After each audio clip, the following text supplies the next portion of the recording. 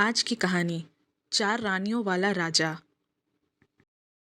एक बार एक रईस राजा था जिसकी चार रानियां थी। वो अपनी चौथी रानी को सबसे ज़्यादा प्यार करता था। उसे महंगे कपड़ों से लादे रहता और बेहतरीन खाना खिलाता था। वो अपनी तीसरी पत्नी से भी बहुत प्यार करता था और उसके आसपास के राज्यों में बखान करता था। मगर उसे डर था कि वो एक दिन उसे किसी और के लिए छोड़ देगी।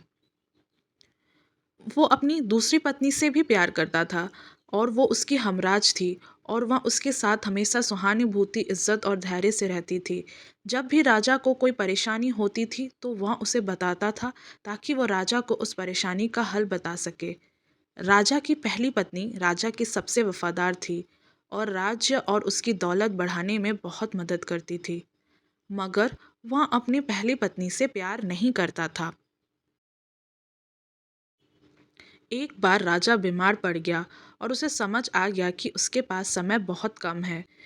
इसलिए उसने अपनी चौथी पत्नी से पूछा कि मैंने सबसे ज़्यादा प्यार तुमसे किया है और तुम्हें सबसे बेहतरीन चीज़ों से नवाजा है, तुम्हारा सबसे ज़्यादा ध्यान रखा है। अब जब मैं मरने जा रहा हूँ, क्या तुम मेरा साथ देने के लिए मेरे साथ चलोगी? तब उसके चौथी पत्नी ने जवाब दिया कि बिल्कुल नहीं। उसकी बात राजा के दिल में छुरी जैसे चुभी।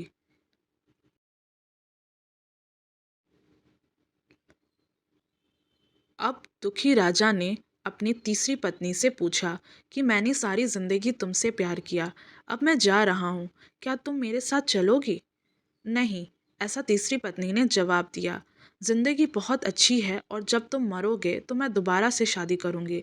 अब राजा का दिल बैठ गया था और वो अब ठंडा पड़ गया था। फिर उसने अपनी दूसरी पत्नी से पूछा, मैंने हमेशा ज़रूरत के वक्त तुमसे मदद मांगी और तुमने भी हमेशा मेरा साथ भी दिया, लेकिन अब जब मैं मरूंगा, क्या तुम मेरा साथ देने मेरे साथ आओगी? माफ़ करना, इस बार मैं तुम्हारी मदद नहीं कर सकती। दूसरी पत्नी ने जवाब दिया, ज़्यादा से ज़्यादा मैं तुम्हें तुम्हारे कब्र तक छोड़ सकती हूँ। उसका जवाब बिजली की तरह राजा को लगा और वो बेहद दुखी हो गया। तभी एक आवाज़ आई, मैं आपके साथ चलूंगी और जहां आप जाएंगे वहां आपके साथ चलूंगी।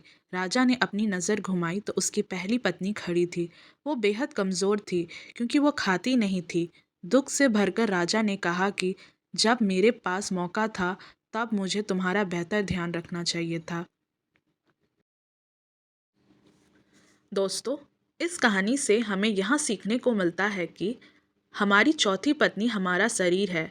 हम चाहे इसे सजाने धजाने में कितना भी दिल लगाए, मृत्यु के समय ये हमें छोड़ जाएगा। हमारी तीसरी पत्नी हमारी संपत्ति, दर्जा और दौलत है। जब हम मरते हैं ये औरों को मिल जाती है। हमारी दूसरी पत्नी हमारा परिवार और समीकरण है। चाहे वो कितना ही हमारे साथ क्यों ना हो, ज़्यादा से ज़्यादा वो हमारे साथ शमशान तक ही आ जाएंगे, पर उससे आगे नहीं।